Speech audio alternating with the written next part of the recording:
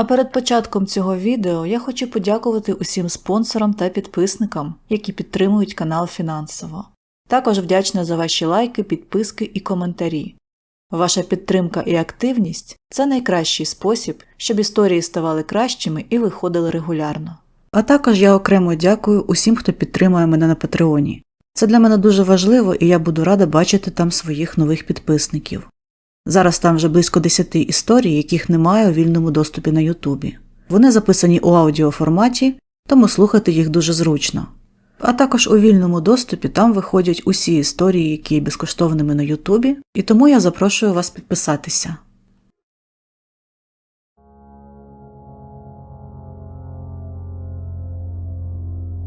Сигнал. Автор історії – Вісник темряви.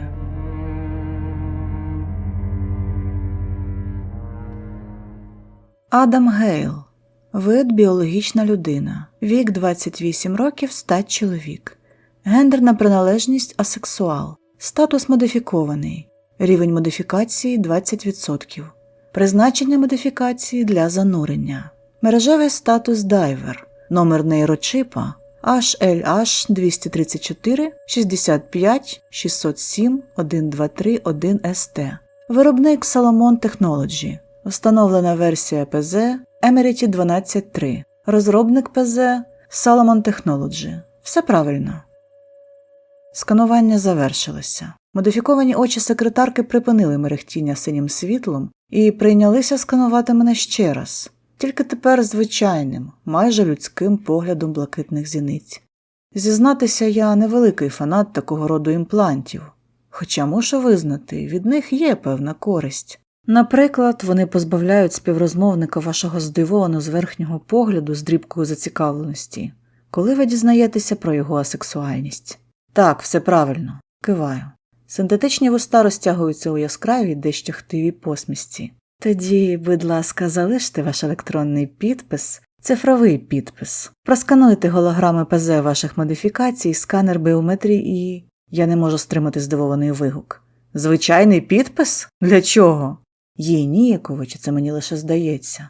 Розпізнати по її обличчю буде щось просто неможливо. Одне суцільне – раді вітати вас у Соломон Тауер і раді допомогти. Приходьте до нас ще. Цікаво, який відсоток її модифікації? 40%? 70%? Я дав би всі 90%, якби не знав, що звичайна людина стільки не витримає. Це для підписки про нерозголошення. Розумієте, коли ви працюєте у такій компанії, як Salomon Technology, це, словом, просто політика безпеки компанії. Я лише затормошено киваю головою, торкаючись кінчиками пальців тонкого квадратика перед собою. Щоб знати, як його, можете просто поставити хрестик, пояснює секретарка, правильно зрозумівши мій збентежений погляд.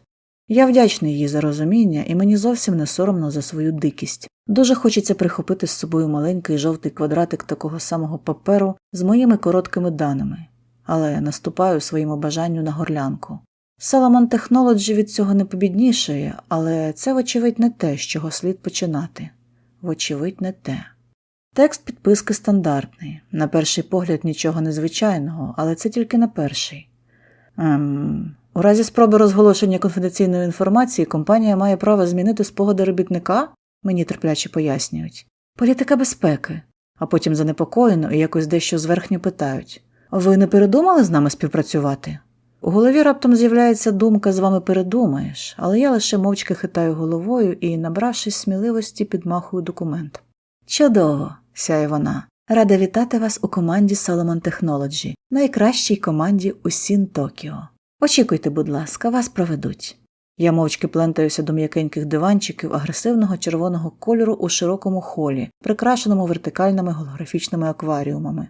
Вбудовані у стелю динаміки транслюють звуки водоспаду та спів екзотичних пташок. У цифровій ілюзії різнокольорними зірочками шурхають туди-сюди тропічні рибки, що давним-давно вимерли. Я простягаю руку до прозорих струмочків у простому бажанні відчути на кінчиках пальців приємну прохолоду, але рука лише проходить наскрізь, залишивши тільки байдуже тепло мого власного тіла. Наче й не очікував нічого такого, але все одно розчарований. Штучна природа, штучні тіла, синтетичні емоції, мертві, позбавлені справжніх почуттів душі. Штучний світ – страшний світ. І тільки безумство у ньому залишається абсолютно натуральним. «Містере Гейл, радий вітати!»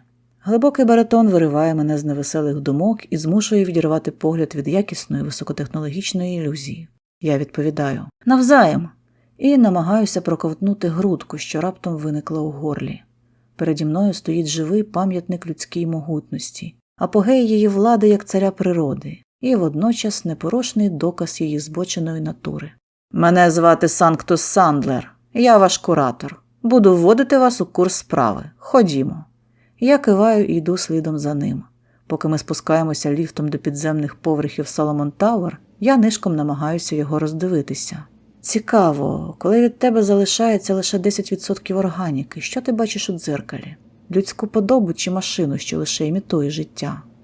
Шкіра біосинтетична. Вона виглядає як справжня, але під нею приховані нанокарбонові волокна, що поглинають удари і регулюють температуру. Очі більше не очі, а оптичні датчики з нейропроцесорами.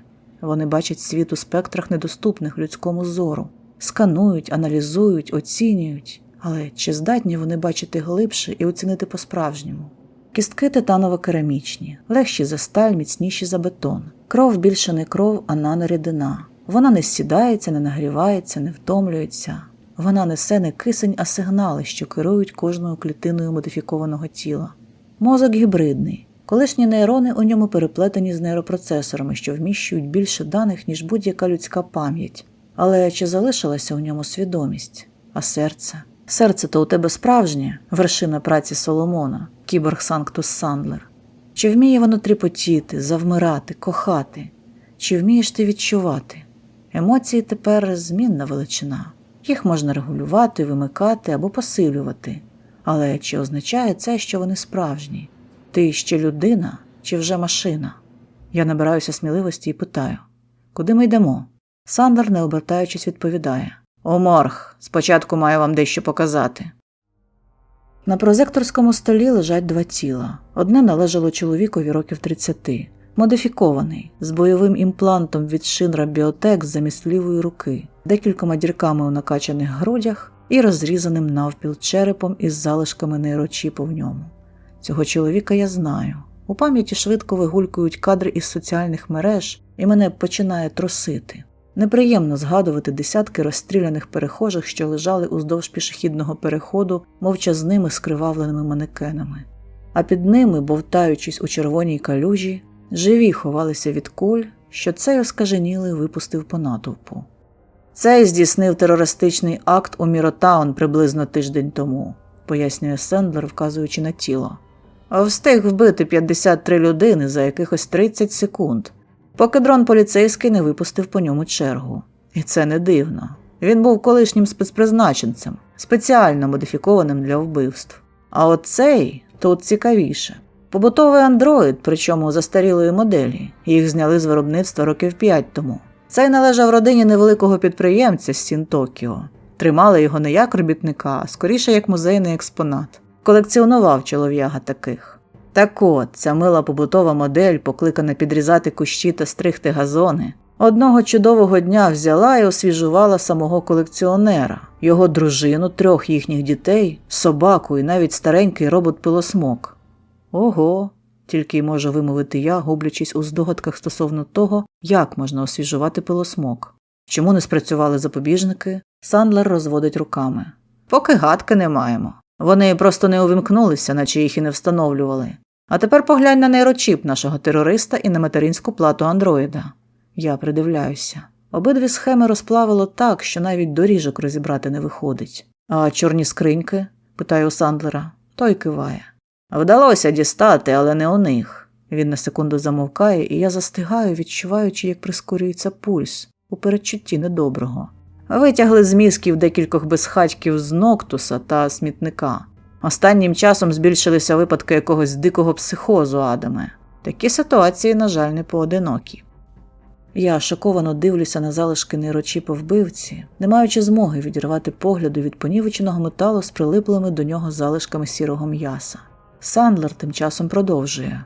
Наші криптографи дешифрували скриньку і дійшли висновку, що у всьому винен деякий закодований сигнал. Він надійшов на їхні лінки. Всі ці випадки дуже схожі між собою і завжди протікають за однією схемою. Спочатку надходить виклик, потім збиваються алгоритми, далі психоз та напад і у підсумку смерть. І я потрібен вам, аби цей сигнал знайти, підсумовую я. Сандлер виправляє. Фактично ми і так знаємо, де він. Десь тиждень тому, коли накрили чи то якийсь притон, чи то секту у Ноктусі. Серед затриманих був дайвер. Є версія, що саме він був нульовим. Ти ж розумієш, що це означає? Так, киваю я. Нульові – ті, хто підхопив якесь лайно, чорт знаде, і почав розносити його повсюди. Кіборг іронічно посміхається, але видно, таке формулювання його влаштовує. Сигнал стабільний та чіткий, продовжує він. Розходиться всім морем. Ми вже частково обмежили доступ до нього, але ж сам знаєш, хто захоче, той пірне. Було б непогано просто вимкнути сигнал, а з цим поки проблеми. Площа покриття у нього просто велетенська, що значно ускладнює пошук джерела. Вирахувати наступну жертву теж непросто, хіба тільки у андроїдів. З людьми ж... Простими словами, після передачі сигналу його попередній носій вмирає. Назвемо це так. Я не стримуюсь. Ну, а декодувати ви його пробували? За дилетантів нас вважаєш? Посміхається Санктус, і мені від тої посмішки одразу хочеться взяти свої слова назад. Ціла група корпоративних криптографів уже місяць ламає над цим голову. Там якесь нове шифрування, ми з таким ще не працювали. У нас не тільки вони, до речі. З огляду на те, як працює сигнал, ми найняли ще й незалежну в'язальницю. Інколи буває корисно залучити до роботи сторонніх осіб. Це вона порадила нам зв'язатися із дайвером. Вона вважає, що у морі можуть бути підказки. Він замовкає, очікуючи моєї відповіді. Я теж мовчу, відверто кажучи, просто не знаю, що сказати. Працювати з подібним і у подібних умовах мені ще не доводилося, та й взагалі не подобається мені це все.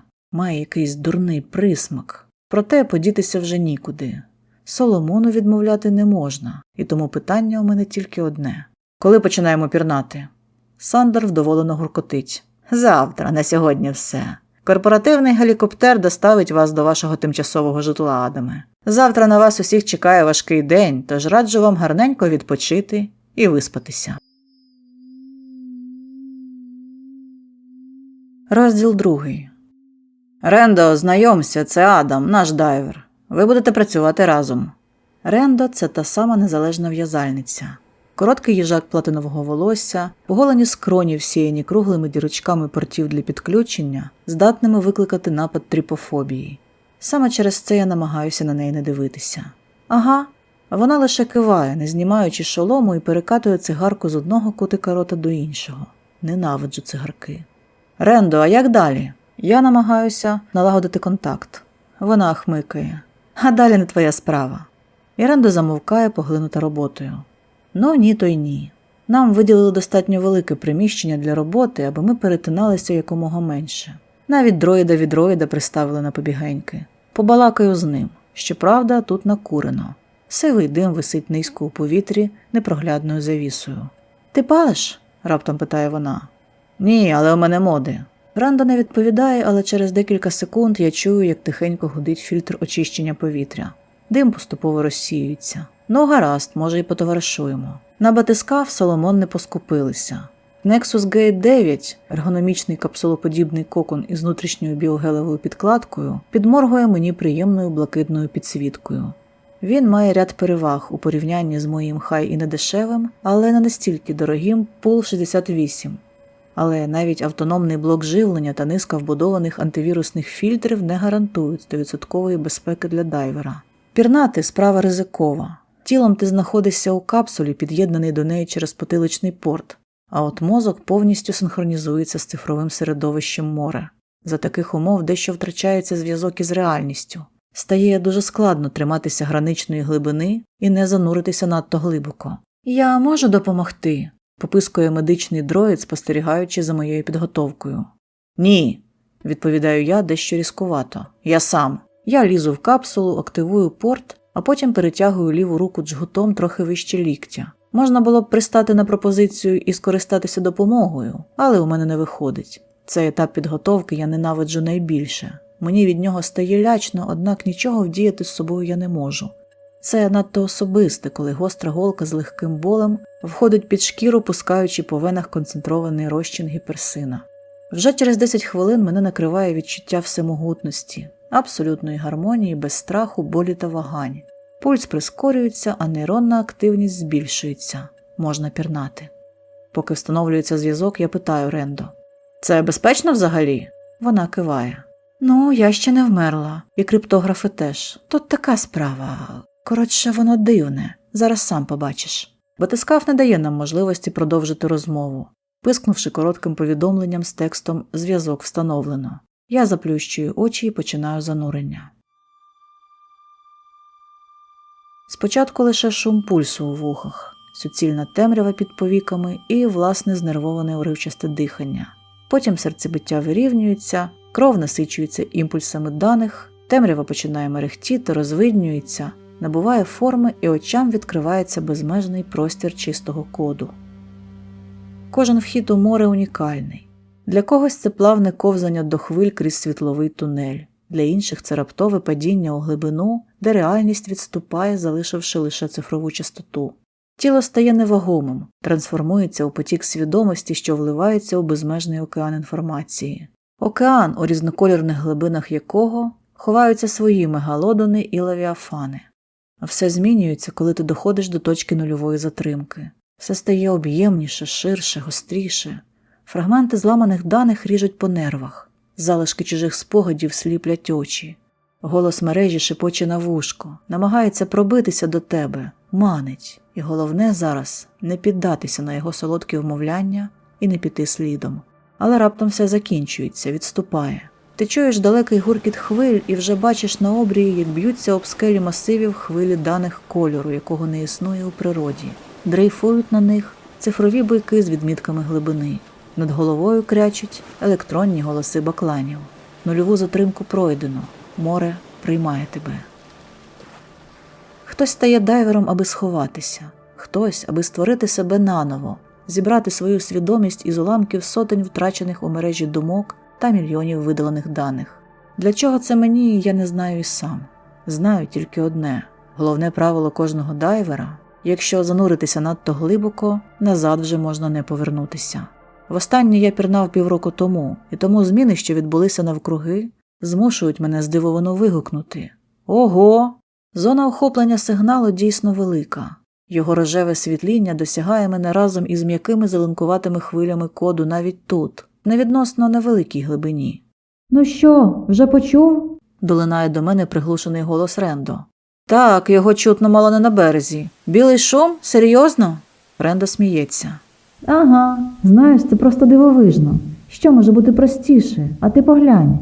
«Розкажи мені про нього». Прошу її, рухаючись далі, углиб, відчуваючи, як рівень умовної води поступово підіймається, а дані сягають мені ледь не до колін.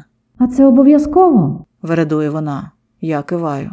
«Взагалі-то так. Він може бути достатньо далеко, тож будеш моїм сигнальним тросом. Ніхто ж не хоче, аби я тут загубився». «Як знати?» – пригоче вона, але пояснювати все ж починає. «Сигнал – це типу нейроцифровий вірус, який інфікує кіберімплант або операційну систему. Щоправда, стосовно шляхів його передачі є поки хз. Схоже, що це відчувається через звук або хвилю. Цілком можливо, що він вбудовується в закодованому звукові частоти у будь-якому вигляді, однак… «Що?» Я поквапив. Хвилі доходили вже до шиї. «Та тут… ми ним заразили декількох андроїдів». «І?» «І нічого. Сидять собі у камерах, божеволіти не збираються. У той час, як ті, що лежать у морзі, шматували своїх власників та колег. Це дивно. Вірус так не працює». «Чекай, ті? Сандлер показав мені лише одного». Рендо сміється. «Ні, чувач, їх до чорта». Я тільки кидаю. «Ясно». І з головою пірнаю у темний вир цифрового середовища. 5 годин безперервного занурення. Перерва до заправлення гіперсином, ще 2 години поверхнею, вздовж хвиль, аж до самісінького хребта інформаційних потоків. І нічого.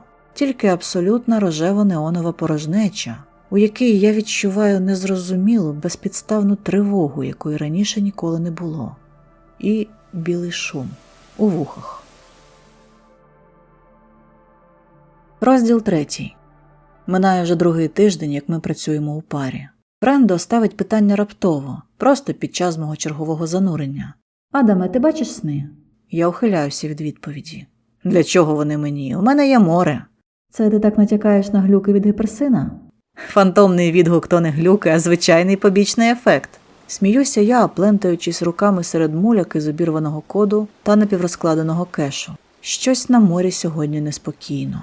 На обрії збираються статистичні хмари, та й сигнал поводить себе дивакувато, не так, як зазвичай. Рендо кривиться. Ну, не знаю. Сприймати цифрові сигнали навіть після виходу з мережі кріпово звучить. Нічим не страшніше, ніж бачити жахіття у снах. Слухай, створи тишу хвилин на 5, будь ласка. Хочу запустити ехолот і Доказати я не встигаю. В ефір пробивається знервований голос Санктуса. Адаме, підіймайся. І ти, Рендо, знімай шолом. На сьогодні все, напрацювалося. У нас НП. НП? Яке ще до біса НП? Я виринаю настільки швидко, що потилицю прострілює різкий біль, а в очах темнішає. Рендо сидить за верстатом і нервово жує цигарку. «Якого чорта?» – питає у неї пошепки, витираючи болючі сльози. Вона знизує плечима. А я звідки знаю? В нервовій напрузі нас тримають недовго. Хвилин через 5 оголошення з динаміків під стелею трошки прояснює ситуацію. Увага! Усім працівникам проєкту «Сигнал» прийти до медичного блоку для проходження позапланового сканування систем. Ну, та казали безпечно. Бубоню я й крокую до дверей. Хто ж знав? Риторично питає Рендо і йде слідом. До стерильно чистого медичного блоку ми заходимо останні. І якраз тоді, коли двері з ергономічного скла із шипінням відчиняються, випускаючи з кабінету сканування дивну процесію. Двоє екіпірованих охоронців ведуть під руки закутого у кайдани чоловіка, і вигляд його змушує нас застигнути на місці. Рендо шепоче. Що з ним у біса таке? Не знаю. Відповідаю я і роздивляюся, зважаючи на форму одного з криптографів. Одяг на ньому пожмаканий, один рукав форменого халату відірвано, волосся розкойовджене, але не це викликає якусь підсвідому тривогу.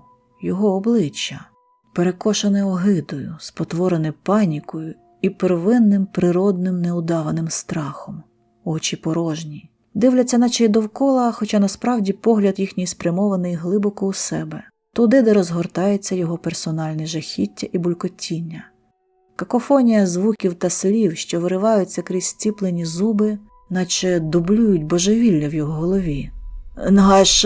Нгалеш-шпоче тіні ашул вони хмарочоси, вони нхар. Раптом він замовкає, труситься, губи його розкриваються і коридором котиться крик. «Вони йдуть! Вони тут!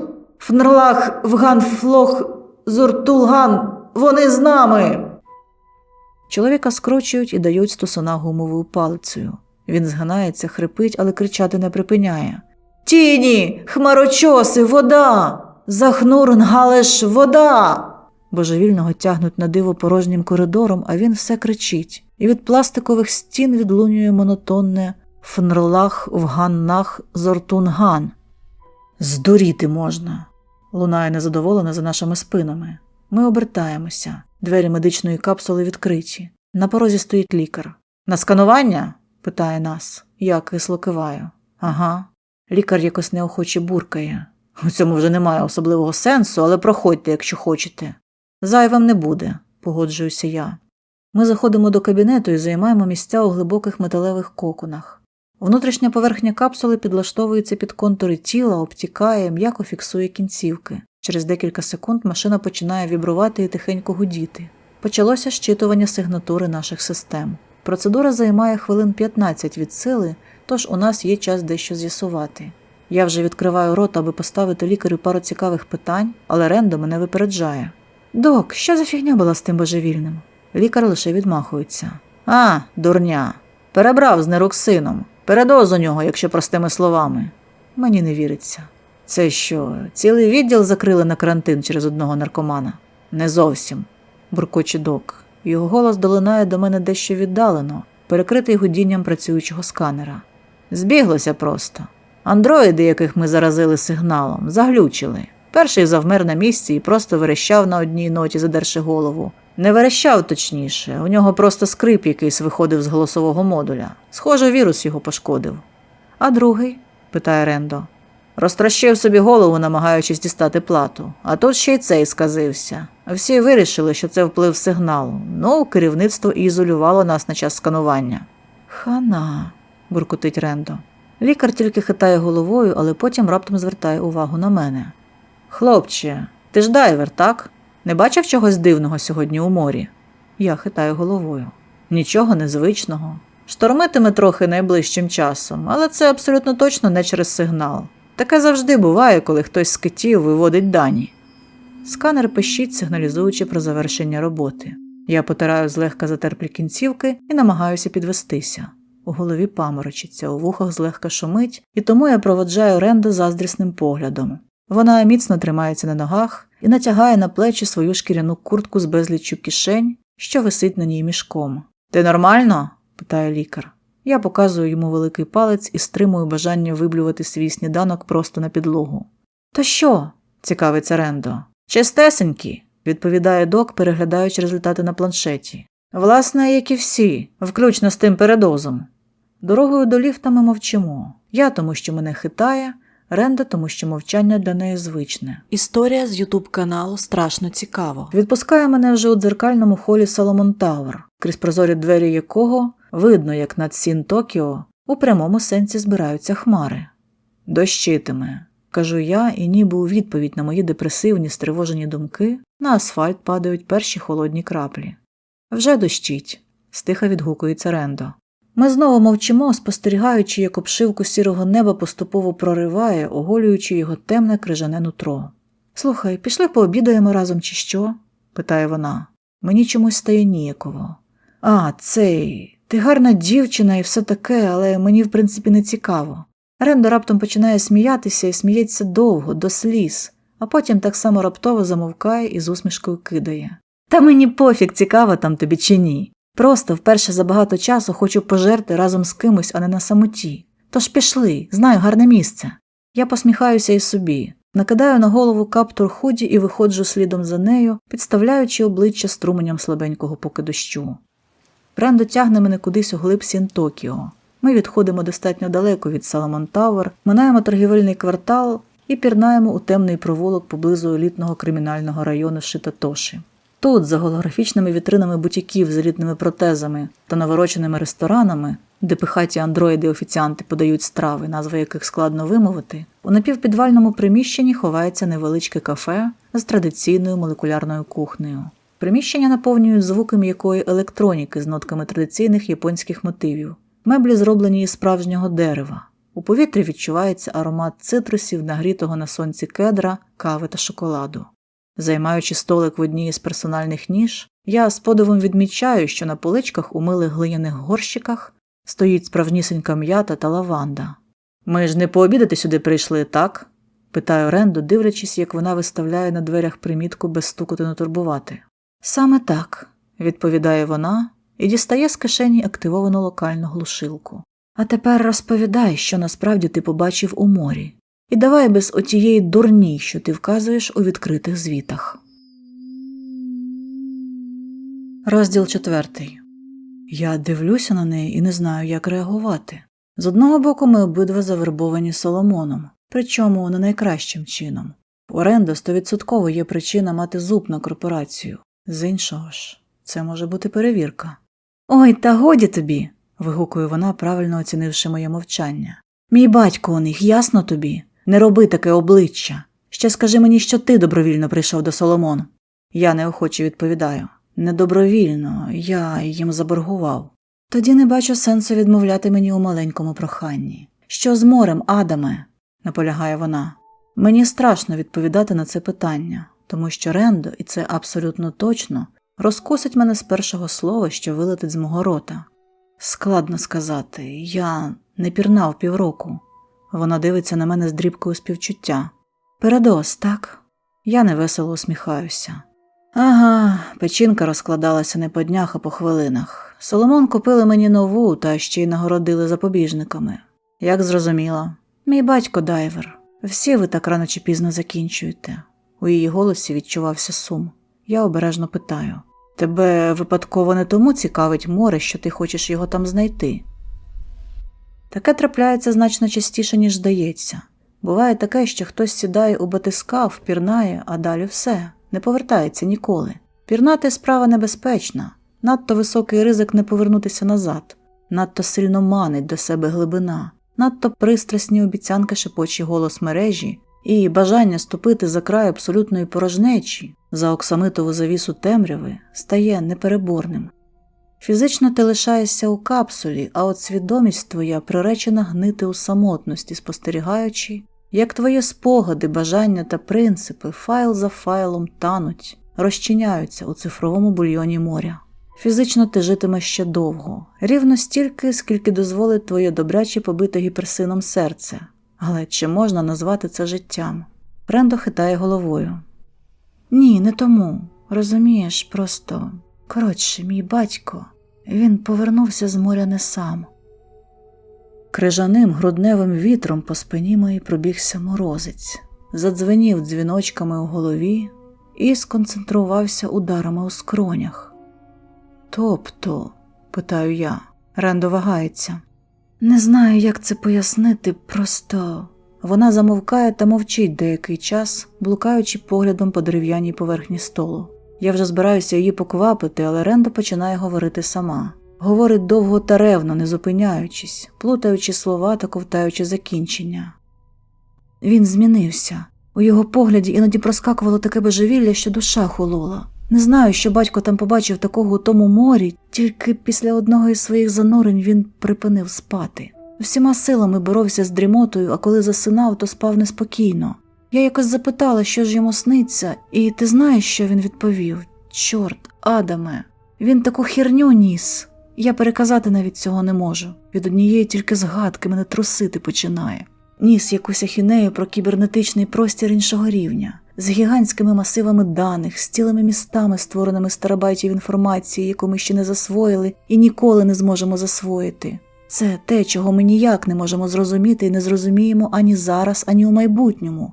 Ми просто не здатні на це. Навіть з модами, навіть під апгрейдом, навіть напхані по самісінькі мигдалини неорексином, гіперсином і рештою стимулюючого лайна. Бо це місце – простір. Нібито воно одночасно знаходиться у 7 вимірах, а ті, хто його населяє, вони існують поза часом та простором взагалі. Вони не живуть, але й не вмирають. Вони матеріальні і нематеріальні водночас, але не це найхимерніше. Батько казав, що серед цього всього прямісінько у тому місці є те, що зв'язало не просто павутину цього кіберпростору, а павутину всього. І воно – це щось, воно чогось хоче від нас. І чого ж воно хоче? Питаю я, дивлячись, як потоки води заливають тонку смужку підвального вікна. Не знаю, відповідає Рендо. Він не казав. Тільки верещав щоночі і буркотів у таку саму тарабарщину, як сьогоднішній наркот. А ще боявся, що його переслідують. Весь час жалівся на тіні, на велетенські тіні. Я хитаю головою. Фантомний відгук, решта – втрата ідентичності. Мені шкода твого батька, Рендо, але це все лише наслідки надмірного вживання гіперсина. Рендо хитає головою. У всіх? Він не сам такий був. Там ціла паства була, скоріш за все. Десь з місяць тому він звалив до своїх коришів, а вже через тиждень до мене завітав Санктус і переконливо наполіг, щоб я почала співпрацю із Соломон, заради свого ж і батьківського блага. І я повільно видихаю. Якось сказане, поки не вкладається у голові. «Думаєш, сигнал?» – питаю у неї. «Не знаю», – відповідає вона. «Батька сканували, я особисто сканувала, чорт забирай, він чистий, розумієш?» «Розумію», – повільно тягну я. «Або причина не у сигналі, або він якимось чином ховається, і ми всі давно заражені». Рендо сумно зітхає. «Я думаю, десь у нервовій системі сидить. Є у в'язальників така байка, що деякі віруси проявляються тільки під час конкретного стану. Наприклад, трансу або сну. Це трошки пояснює, чому в андроїдів його видно одразу». Вона замовкає на якусь секунду, а потім раптом питає, роздивляючись квіти на поличках. «Знаєш, що найгірше?» «Що?» – питає у неї. «Виродки з Solomon Technology теж про це знають. Ти сам подумай, хто входить у нашу команду. Я нелегальна в'язальниця, заробляю тим, що в'яжу шкідливий софт на замовлення. Ти колишній наркозалежний, до того ж дайвер. Ваша діяльність тіньова всюди, як не крути. Док. Про нього мені мало що відомо, але з того, що маю, він промишляв кіднепінгом, викрадав людей і вирізав імпланти. Я хитаю головою, чомусь відмовляючись прийняти очевидний факт. Ну а криптографи? Рендо шкіриться. Корпоративні, але дрібнота. Чимала риба до нас не опускається. Санктус, починаю я. Ним-то ризикувати б точно не став. Вона не дає доказати. Божевільний кіборг, зламаний конкурентами. Чим тобі не привід купляти нові охоронні чіпи для Solomon Technology? Інакше як іще отримати дозвіл на повний контроль над клієнтом? Вони то обіцяють, що це лише новий запобіжник і втручання можливе лише за крайньою потребою. Але де гарантії? Хоча навряд, звісно. Не будуть же вони ризикувати своїм до стобіса дорогим сталевим бойскаутом. Ти це, до речі, розумієш, до чого я? Я киваю. Нас не шкода. Рендо хитає головою. Світло жовтих ламп падає на її обличчя, підкреслюючи дрібні зморшки довкола губ. Насуплені брови і темні кола під очима. Опустивши погляд, вона шепоче. Ти не бачив павутини сигнали, Адаме. Я, звісно, не профі, але навіть мені зрозуміло, що її в'язав якийсь психопат. Жодної логіки, та й сама сигнатура. Коли ти його чуєш, у тебе не виникає відчуття, що крізь статичні перешкоди та білий шум тебе хтось кличе. Шепоче незнайомі слова, які ти нібито розумієш, але їх сенс ніяк до тебе не доходить. Мене чомусь охоплює відчуття порожнечі. Я прикриваюся думками про фантомний відгук, наче щитом, але він розлітається на друзки, розбитий одним очевидним фактом. Рендо не пірнає. «Нащо ти втягла у це мене?» – поволі питаю я. Вона хмикає. «Мені був потрібен дайвер. Обрала тебе не я, а Соломон». У голові з'являється пульсуючий біль. «Для чого?» «Хочу знайти пароль від павутини. Ти ж розумієш, що шукати конкретну умову активації – це тупо. У андроїдів активація – повторний виклик, так. Але у людини там нескінченна кількість варіантів, починаючи від яскравої картинки і завершуючи думкою, яка випадково промайне в голові. Я киваю з розумінням. У павутині може бути закладений код активації. Саме так, підтверджує Рендо. Його завжди закладають. Одне з правил власної безпеки. Ми мовчимо. Чутно, як важкі краплини дощу стукають по асфальту, хляпають по калюжах. Нарешті я стиха промовляю. Вимикай глушилку і пішли. Перерва закінчується. Ми крокуємо назад до Solomon Tower. Минаємо фігури в різнокольорних пластикових плащах, що поспіхом шукають укриття під козирками корпоративних будівель і торгівельних яток. На вулиці страшенна злива. Дощ лє напівпрозорою стіною, через яку проглядаються лише розмиті голографічні образи. Рвучкий вітер хитає дерева. Небо спалахує блискавицями. У якомусь первісному ритмі химерних барабанів грохоче грім.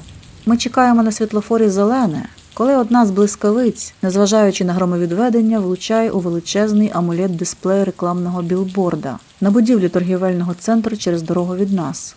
Лунає гучний тріскіт. Хтось у натовпі починає кричати, схоплений зненацька гучним звуком. А я підіймаю погляд на понівечений екран, і душа моя холоне. Тільки силою волі я стримую себе від втечі. Серед кольорових смужок, тріщин та різнокольорних квадратиків гліччя проступає образ. Образ чогось гидкого, мерзенного, чужого для цього світу. Чогось, що спотворює та викривлює не тільки саму сутність природи, а й холодну ідеальність машин. Щось, що ображає людство не тільки своїм відразливим виглядом, а самим лише фактом свого огидного існування. Я бачу це лише якусь секунду, потім екран кліпає і вкривається снігом. Однак образ цей залишається змазаним відбитком під моїми повіками. Рендо смикає мене за рукав. «Адаме, агов!» Я переводжу стривожений погляд на неї. «Ти бачила?» «Бачила що?» Вона дивиться на мене, як на психа. Я підіймаю очі на дисплей і застигаю шокований.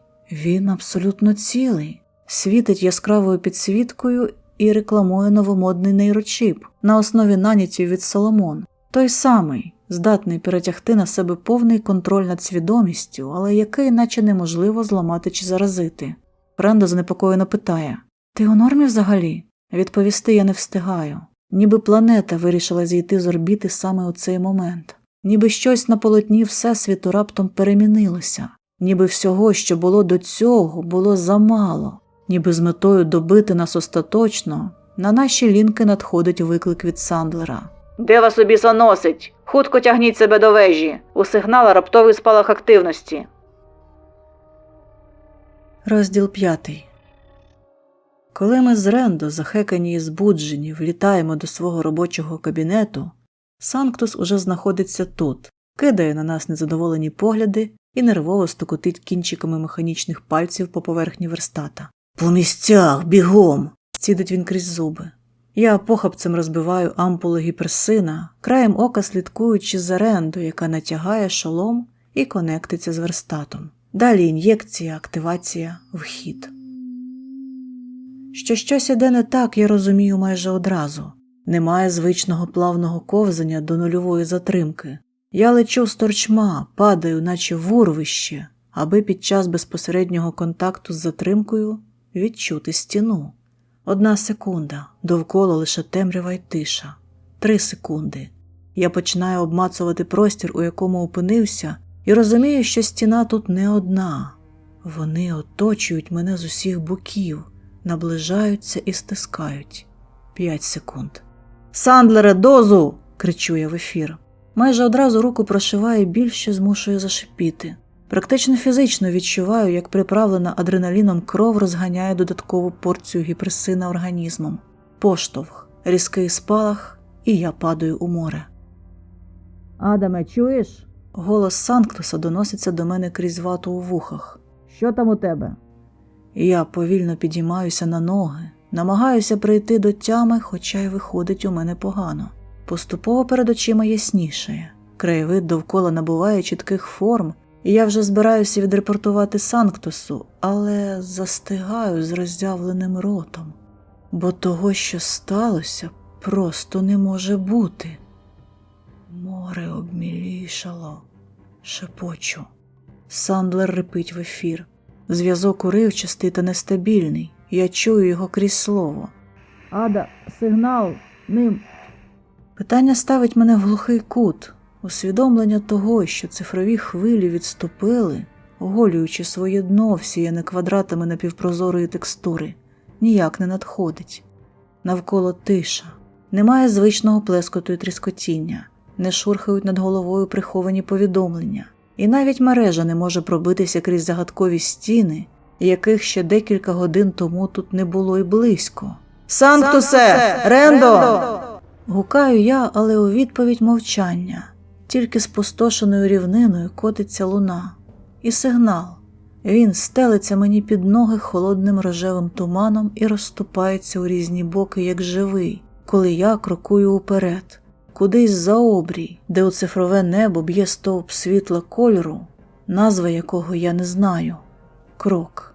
Відлуння. Стукіт серця у скронях і порожнеча замість думок, у темній вирві якої зароджується щось поки що не до кінця зрозуміле.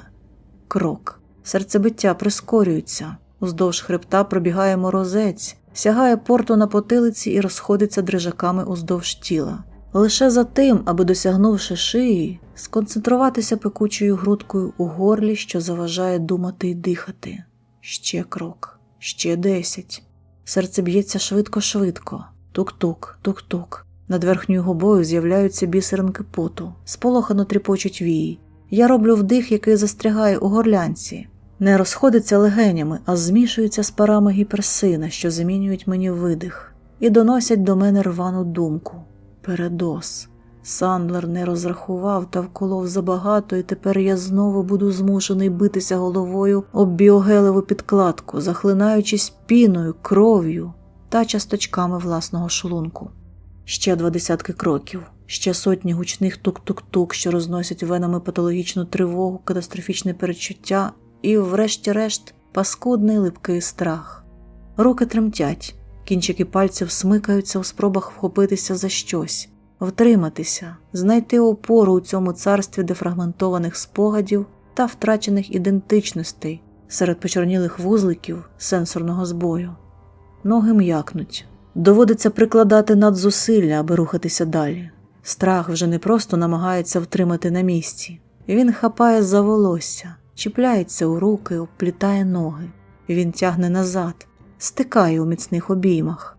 Він обводить довгим жовтим нігтем потиличний порт і шипить на вухо. «Біжи, тікай, тобі не треба того бачити, нікому не треба». І я вже готовий піддатися, вже тягну руку до кнопки екстреного від'єднання за лівим вухом, майже торкаюся її пальцем, коли все раптом відступає. Страх іде, серце знову б'ється рівно, вертаються звуки, і добре чутно, як стурбований голос Сандлера рве ефір на шмаття. «Адаме, чорт забирай! Що у тебе відбувається?» «Зв'язок зник», – відгукуюся я, намагаючись вирівняти дихання. «Тут щось дивне, Санктусе». Хвилину він мовчить, а потім, прокашлявшись, питає. «Що саме?» «У мене об'єкт у морі». Я замовкаю, розмірковуючи, чи варто казати далі, але зрештою наважуюся. «На граничній глибині». «Скріншотів наробити зможеш?» – обережно цікавиться він. «Думаю, так». Відповідаю всупереч собі, бо особливого бажання наближатися до дивної кубічної форми будівлі у мене немає. Крутячись довкола і безперестанку клацаючи командними клавішами по панелі завдань, я не замовкаю ані на хвилину. Не стільки для протоколу, скільки для того, аби створити відчуття, що я не сам на сам із цим. Частина чорної текстури невизначеного характеру. За зовнішніми ознаками схожа на масив даних. Висотою не можу визначити точно, але багато. Причому, здається, я бачу тільки верхівку. Решта йде глибоко у розлом. Форма неправильна. Стінки випромінюють бліде зеленувате сяйво. Верхівка трикутна. З трикутника б'є струмінь рожевого світла, за сигнатурою схожого на наш сигнал. Сандер мене перебиває. «А де вода?» «Відступила», пояснюю я, розводячи руками так, ніби вони можуть мене побачити. А замість неї з'явилося оце. Я гадки не маю, як таке могло статися. «Ти казав на скануванні, що штормитиме. Може, це наслідки?» В ефір пробивається напружений голос Рендо. Я фиркаю. «Це не так працює. Хвилі мали винести на умовний берег багато цікавого з дна і повернутися на своє місце, а не зникнути чорт-зна куди і залишити по собі цю штуку». Нашу маленьку суперечку перебиває Санктус. «Так, годі. Потім будемо розбиратися, що воно і як. Зараз маємо справу куди важливішу. Адаме, ми переглянули скрини і сигнатурний звіт. Схоже, це джерело. Спробуй пошукати вхід. Пароль, скоріш за все, там». «Вже», відповідаю. «Його немає, Санктусе. Воно герметичне, хоча постривай». На хвилину мені здається, що вхід все ж таки є. Надто дивно поводить себе чорний маслянистий матеріал, і у спалахах зеленого сяйва мені ввижається якась закономірність. Я пильніше придивляюся і помічаю дещо чудернацьке на одній із вугільно-чорних матових стінок. «Народ, тут якийсь напис». «Здуріти можна! Це ж 2-5-ковий десятковий код!» І швидко роблю скрін і надсилаю його на верстат Рендо. Вона відгукується миттєво. «Це прикол якийсь?» «Ти тільки Я різко замовкаю. Текстура під моїми ногами починає дрібненько тремтіти, посилаючи тілом неприємні тривожні хвилі. Світло на трикутній верхівці спалахує так яскраво, що сліпить очі. Дно підстрибує, і з-під його поверхні починає лунати низький механічний гул. Однак я помічаю це відсторонено, якось на межі свідомого із несвідомим, тому що погляд мій, вся моя увага зосереджені на чорній стінці умовного джерела. Поверхня його йде брижами, розходиться, з матової перетворюється на глянцеву, а потім раптом вона розкривається, дмухнувши мені в обличчя невимовним смородом. І саме зараз вух моїх досягає вологий, гидкий звук. Поки далекий, ледь чутний, тяжкий та протяжний. Я роблю крок назад, хоча й розумію, що все дарма. Тепер ближче. Звук розходиться, резонує і пульсує у такт танцюючим текстурам та ударам серця. Ще крок назад, але тікати немає сенсу. Не зараз, тільки не тоді, коли щільна, майже матеріальна темрява тягне до мене свої мацаки. Не тоді, коли очі мої прикуті до її безмежної неосяжної глибини. Темрява, м'яка мов оксамит, лягає на плечі, проникає під шкіру і просочується у кожну клітину тіла. Немає ані світла, ані звуку, лише важке відчуття простору, якого з кожним хлюб стає все менше. Заповнений якоюсь гидкою цифровою інфомасою, він стискається, звужується з кожною секундою. Я намагаюся рухатися, але кожен рух здається тепер неможливим, наче моє тіло більше не належить мені. Воно б'є по нервах, ріже вухо, гупає у скроні, і я ніяк не можу зрозуміти, чи то плід моєї стимульованої гіпресином уяви, чи це дійсно у тій темряві хтось іде, повільно та невпинно. Мені хочеться кричати, але звук застрягає у горлі, обертаючись лише тихим жалісним хрипом. Те, що крокує назустріч, шепоче думки, які ніколи не належали мені, імена, яких я ніколи не чув. Воно кличе підійти ближче, зробити крок і впасти у рятівні обійми глибини. І коли я майже піддаюся, поштовх, спалах, і бліде яскраве світло застеляє мені очі. «О, таки живий, і може навіть не овоч!» Крізь вату у вухах я чую єхидне хихотіння Дока. Я обводжу розфокусованим поглядом приміщення, і до мене поступово доходить. Наш кабінет. У ньому перелякана Ренда і медичний дроїд. Я на підлозі, від'єднаний від батискафа. У роті гидко, з носа цівкою біжить кров. У голові паморочиться. Поряд Док намагається привести мене до тями. Тріпає, як гумову ляльку, і допитується. «Ти навіщо стрибнув, дурило?» Я шепочу сухими губами. «Не стрибав. Передоз. Просто в мене передоз». «Міцно тебе вхопило», – шкіриться Док. «Ну тебе ж запобіжник, забув?» Рендо говорить обережно, ніби просить вибачення. «Адаме, ми не знаємо, що там у тебе сталося, але датчики просто сказилися. А все вказувало на те, що ти стрибнув за граничну. Відгуку від тебе не було. Санктус прийняв рішення гасити батискаф». Запобіжники. Гранична. Чорне щось лізло угору з джерела. Точно, сигнал. «Що зі скріншотами?» – вигукую я настільки різко і гучно, що вони переглядаються. «Сандлер відправив криптографам, вже розкодовують», – відповідає Рендо. «Море», – кажу я, примудряючись хитатися навіть у сидячому положенні. «Море треба закрити, там щось не…» «Корпорація обов'язково врахує вашу думку, містере Гейл, адже вона так важлива для нас», – перебиває мене кіборг, який, виявляється, весь цей час стояв у мене прямісінько за спиною. «Але тільки після того, як переконається у вашій чистоті та адекватності. Вибач, Адаме, далі Рендо працюватиме сама. Корпорація вважає за необхідне відсторонити тебе від справи». Розділ 6. Цієї ночі мене розбудив сон. Я йшов морем, але не цифровим, а справжнім. Примхливий крижаний вітер здіймав чорні хвилі. Котив їх до скель, де розбивав на сотні тисяч білих кучерявих баранчиків. Приносив із собою запах йоду та гнилих водоростей. Пісок під ногами був вологий та холодний. Він застрягав між пальцями, лоскотав прохолодою мої чомусь босі ступні і змушував здригатися. На морі був шторм, справжнісінький. Вода потоком лилася із свинцевих хмар у небі. Далеко на обрії, засліплюючи, спалахували блискавиці. І я скоріше відчував, ніж бачив, як щось велетенське підіймається з дна морського. І тонни солоної води стікають з його химерної, такої страхітливої фігури. Серце моє забилося. Однак я нікуди не біг, хоча й був близький до цього. Кисень у грудях раптом скінчився, повітря забракло, у вухах зашуміло. Я обмацував осяяний блискавицями обрій, блукаючи поглядом, шукав загрозу, але не знаходив нічого. Тільки всередині мене застрягло відчуття, ніби я завис між реальністю та жахіттям, з передчуттям чогось страшного, чогось невідворотного. Щось ось-ось мало статися, але що саме я не знав.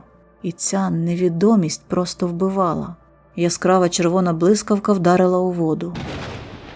Освітила її своїм містичним світлом, і я мало не задихнувся, побачивши, що повстало на цей грішний світ. І тоді я закричав, страшним знедоленим криком, якого ніхто не почув. Криком, який розбивається об вітряну стіну, тане у нескінченному шурхоті хвиль і зникає, перекритий гуркотом грому. Я схопився на ліжку, не одразу розуміючи, що це мені просто сниться. Гуркотів грім, відлунюючи від стінок корпоративної квартири. За панорамним вікном періщила злива, і кричав я теж по-справжньому. Після цього всього спати мені більше не хотілося. І тепер я сиджу прямо на підлозі з горнятком чаю у руках, дивлюся на розводи різнокольорного світла голографічних реклам на віконному склі і ніяк не можу пояснити того, що сталося. Якщо сон – це стан організму, під час якого розум перебуває поза свідомим контактом із зовнішнім світом, якщо він лише ретранслює побачені почуті і відчуті раніше відчуття, образи та враження, як пояснити дві речі? Першу, я ніколи не бачив справжнє море. І другу, я не можу бачити сни в принципі. Ніхто з моїх 5% не може. Востаннє мені щось снилося 21 рік тому. Потім у 7 років встановили чіп і все. Нічого. Тільки темна порожнеча, у яку я провалююся щоночі. Жодних фантастичних картин, намальованих моєю власною підсвідомістю. Тільки байдужість, холод і забуття. І зараз мене мучить два питання. Чому я, один з тих нещасних 5%, у кого нейрочіп викликає пригнічення REM-фази сну, бачив це? І коли блискавка осяяла темне небо над містом, чи насправді над дзеркальним хмарочосом Сін-Токіо, нависла велетенська химерна постать? Чи вона мені лише привиділася, як привиділося щось у морі? А чи привиділося? Тепер здається, що так. Минає другий місяць, як мене відсторонили, замкнувши у золотій клітці корпоративної квартири від Solomon Technology. Замкнули, звісно, умовно. Ніхто не забороняє мені тинятися з Сін-Токіо, контактувати з різного роду сумнівними особистостями і навіть купляти собі гіперсин, від якого тепер немає ніякого толку. Я торкаюся кінчиком пальця однієї з десятків розбитих ампул на підлозі. Та котиться уперед і з тихеньким дзинь врізається у віконне скло. Кляті запобіжники. Можна обколоти себе до одуріння, до роздутих та синюшних вен на обох руках. Можна діжками вливати у себе кислу брагу з присмаком нафти та електролітів, що контрабандою потрапляє із смітника до Шитотоші, і не відчути абсолютно нічого. Жодного райдужного отупіння з відчуттям володаря світу. Лише дзвінка порожнеча і тиха чорна самотність. І тільки нечасті повідомлення від Рендо нагадують, що я все ще не сам, що сигнал насправді існує, сидить у моїй голові і чекає свого часу. У те, що він зараз тут, зі мною, я навіть не сумніваюся. Він свербить десь поміж очей, пускаючи тілом морозні хвилі. Це наче бомба сповільненої дії, і мене не полишає відчуття, що вона от-от вибухне. Я штурхаю пальцем ще одну ампулу, яка котиться до невеличкої вежі з порожніх пляшок. Рендо. Вона мій останній шанс. Тільки є що сподіватися на її здібності, що криптографи декодують пароль до павутини, і вона розплутає у ній деактиватор. І якщо є можливість увімкнути, то має бути змога і вимкнути. Ніхто ж не робить зброю, не заклавши можливості захистити себе від неї. Немає таких психів. Тільки от з декодуванням проблеми. Десятковий код розшифрували швидко, там навіть дитина впоралася. А далі складніше. Втім, все одно. Спочатку злість накривала мене з головою, клекотала у горлі і змушувала рити носом землю у пошуках якоїсь інформації про сигнал у відкритому доступі. А тепер все. Байдуже. І на корпоративний гвинтокрил, що паркується на даху нашого будинку, теж все одно. І на виклик, що надходить на мій лінк, також. І на лінивий голос, який говорить слова, що не одразу складаються у речення у моїй голові, мені теж однаково. «Містере Гейл, з'явилася робота, яка потребує вашої термінової присутності». Я в'яло відбріхуюся. Я на карантині. У відповідь лунає спокійне. «Вас сканували». Сканували. З ніг до голови. До останньої доріжки на моєму нейрочипі. І, звісно, нічого не знайшли. Але ж я знаю правду. Тим часом пілот все так само спокійно продовжує. «Це прямий наказ від містера Соломона. У вас 10 хвилин». Розділ 7. Корпоративний гвинтокрил висаджує мене далеко за містом. У тому місці, куди жодна нормальна людина сама не прийде. Смітник у Сін-Токіо – це не просто купа старого мотлуху та напівгнилих відходів. Це справжнє кладовище цифрового хаосу. Металеві відходи тут лежать купами. Іржаві залишки дронів там. Уламки роботизованих кінцівок тут. Вицвілі пластикові панелі застарілих терміналів ще де-інде. У повітрі вирує запах розладу, горілої проводки, розчавлених акумуляторів та просоченої хімією пилюки. Двоє озброєних охоронців мовчки та без питань ведуть мене кудись у глиб цієї смердючої клоаки. Я натягую капюшон глибше на очі, ховаю руки у кишенях і намагаюся дихати через раз. Смітник у Сін-Токіо не просто звалище, що потихеньку тліє, забути всіма і всюди. Воно живе, розростається, як пухлина, і поглинає тих, хто наважується затриматися тут надто довго. Ми минаємо якісь халупи. З порожніх шибок визирають бліді перелякані жіночі обличчя з впалими щоками. На ганках сидять чорні від кіптів чоловіки.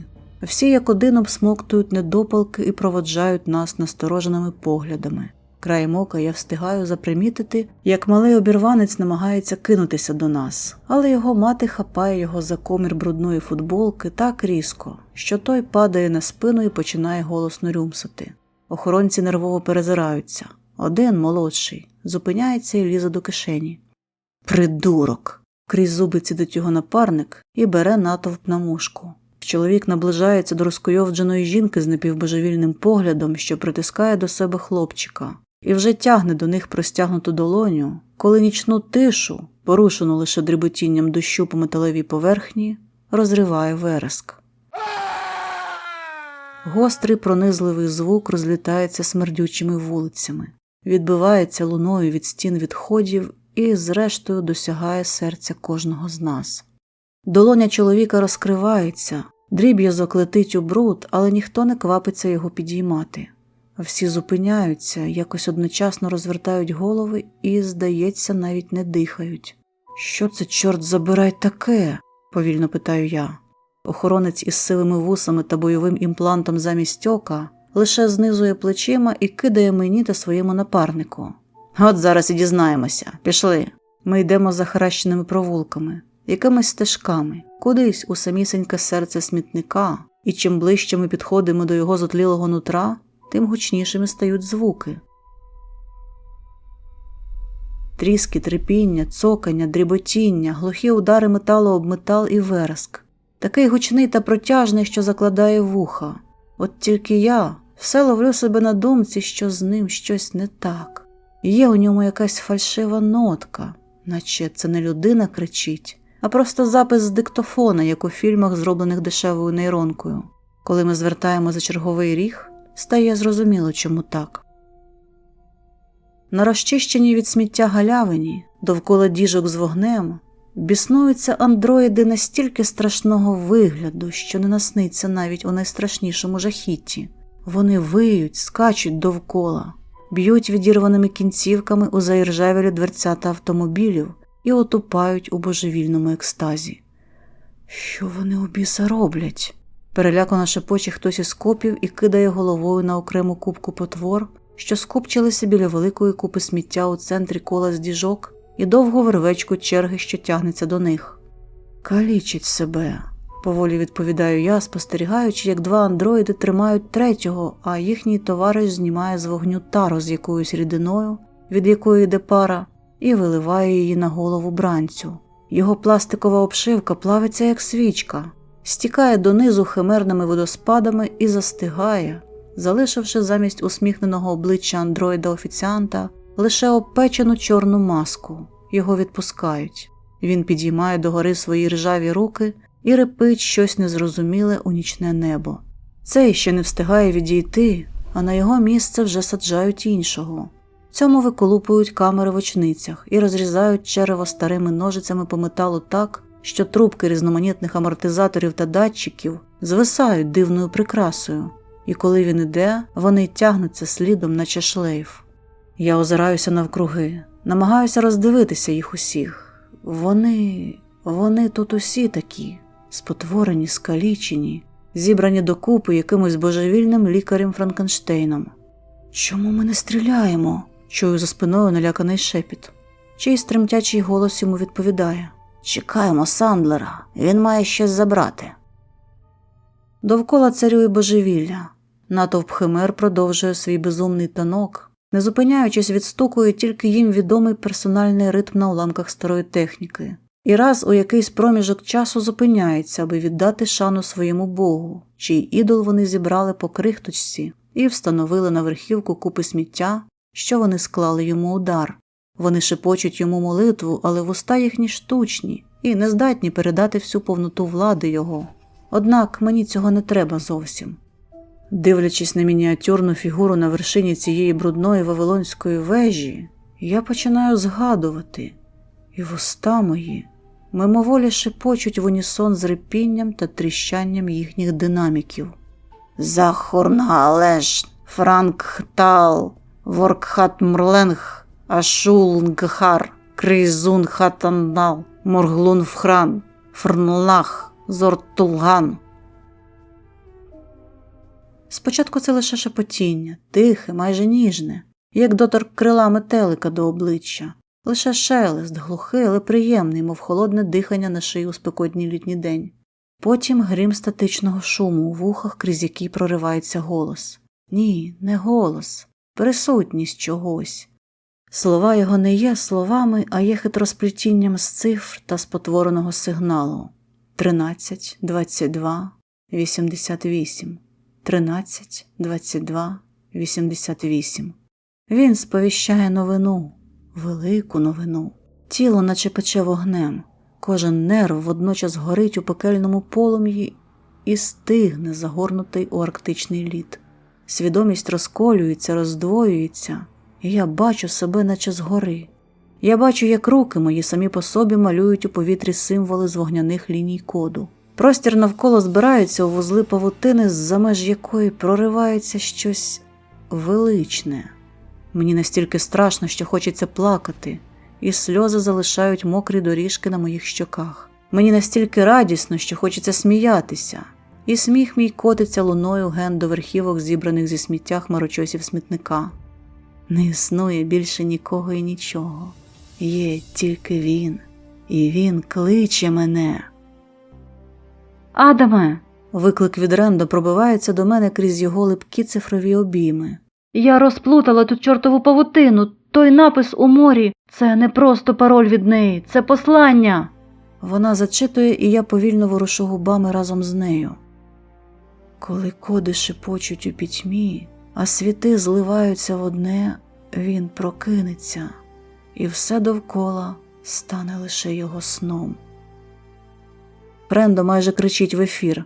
Адаме! Сигнал не має фіксованого коду, ти чуєш? Він постійно переписує себе залежно від умов. Сканери не можуть щитувати підсвідомі процеси, а сигнал ховається саме там. Він використовує стелс-алгоритми. Ти розумієш? Мій батько – це секта, Адаме. Культ. Фігурка, їхній ідол – це активатор. Фігурка-активатор. Не дивися на неї. Не давай Сандлеру дивитися на неї. У жодному разі не давай. Ти чуєш, Адаме? Пізно, Рендо, шепочу я. Вже надто пізно. Санктус стоїть переді мною, і у відблисках його оптичних датчиків я бачу спалахи рожевого сяйва сигналу. 90% його тіла – це шмат заліза, залитий нанорідиною, що пускає імпульси і сигнали ідеальним організмом. Це тіло інше, не таке, не жалюгідне людське, зламане та пошматоване, не здатне протистояти холоду, спеці, голоду і хворобам. Воно сильне, міцне, незламне. Але ж на 10% все ж таки людське. «Ти чуєш?» – я питаю його, помічаючи затуманеним поглядом, як на самісінькому дні його очей спалахує злий червоний вогник такого зрозумілого, такого людського божевілля. І перш ніж тіло моє прошивають десятки пекучих автоматних куль, я встигаю почути у відповідь. Я чую, Адаме, я чую поклик. Його поклик. Епілог. Він крокував важко, проте впевнено. Металеві пластини, вбудовані в його ноги, дзвеніли під вагою модифікованого тіла. Титаново-керамічні кістки скрипіли під вісками, і звук цей лунав на багато кілометрів у цілковитій нічній тиші. Обірвані дроти тягнулися з його плечей. Уламки кабелів звисали з шиї, наче зашморг приреченого до страти каторжника. Ліве око, затягнуте дрібною павутиною тріщин, спалахувало то білим, то багряно-червоним вогнем. На схованих під маскою з обдертої людської шкіри губах ховалася сором'язлива посмішка, така ніби власник її не знав, як це посміхатися, або робив це вкрай рідко. Гучний звук тяжких кроків відлунював від стін відходів, бо він впевнено йшов уперед. Він ніс світу благу вість, лишаючи по собі відбитки з крові, м'яса та перемелених кісток. Позаду лишався тільки попіл. Поселення аборигенів смітника спалахувало жовтогарячими вибухами на обрії, і у тому божевільному вогні догорали розірвані людські силуети, чию шкіру він обдер, аби бути гідним влади його. Свідомість Сандлера, розібрана на клаптики, мовчала. Лише повідомлення у його внутрішньому інтерфейсі виблискувало червоним ламаним світлом. Він прокинувся. Місто перед ним пульсувало мільйонами яскравих вогнів.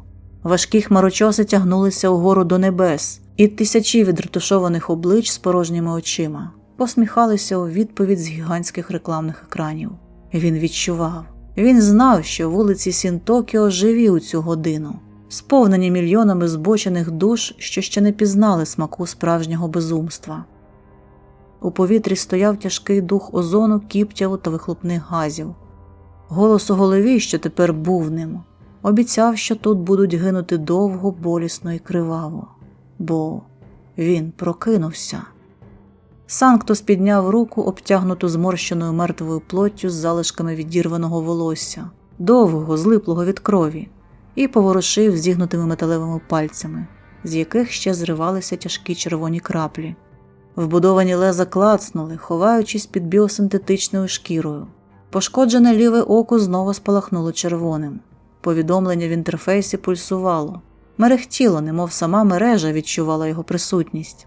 Знову задріботів дощ, змиваючи з його тіла криваві потоки і змішуючи їх із маслянистими плямами технічних рідин під його ногами. З-під мокрої шкіри, натягнутої на металевий каркас, ішла пара та сипалися іскри. І хоча обличчя його було приховане під надійною байдужістю смерті, у ньому все ж вгадувалося щось прадавнє, наче цей погляд не просто імітація, а дещо більше.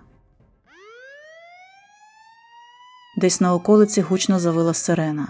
Дрон поліцейський спалахнув яскравими вогнями, замиготів, запеленгувавши його координати. Сандлер схилив голову до плеча, ніби смакуючи звук, перші акорди чарівної симфонії майбутньої оперети болю та відчаю. Він активував систему прискорення і перейшов на біг, спрямований червоною лінією напрямку, що проклав для нього напівзламаний вбудований навігатор, прямісенько до міцних воріт Сін-Токіо. Божевільний кіборг-убивця біг туди, де вже зовсім скоро не залишиться нічого, окрім темряви, бо темрява – це його царина, бо він уже розплющив очі. У хворій, зараженій свідомості яскравим маяком пульсувала одна єдина думка. Він прокинувся. Ктулху Вхтал.